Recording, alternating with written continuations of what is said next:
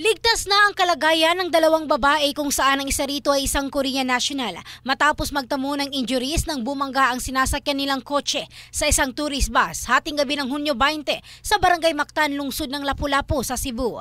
Sa pagresponde ng mga miyembro ng City Disaster Risk Reduction and Management Office sa pangunguna ni Nigel Banyasha, kinailangan pa nilang sirain ang pinto ng kotse dahil naipit ang 22 anyos na babaeng driver nito. Samantala, nagtamo rin ng sugat sa noo at ilang pasa sa katawan ang isa pang sakay nito na isang Koreana. Napag-alaman na 4 ang sakay ng nasabing kotse. Inamin ng mga sakay ng kotse sa mga otoridad na nakainom sila nang mangyari ang insidente. Samantala, hindi naman nasugatan ang driver ng tourist bus. Sa inisyal na investigasyon ng pulisya, nag-overtake umano ang kotse at hindi na nakontrol ng driver dahilan para bumangga ito sa tourist bus. In the heart of changing lives, ito si Michelle Craste ng Brigada News Philippines, the Music and News Authority.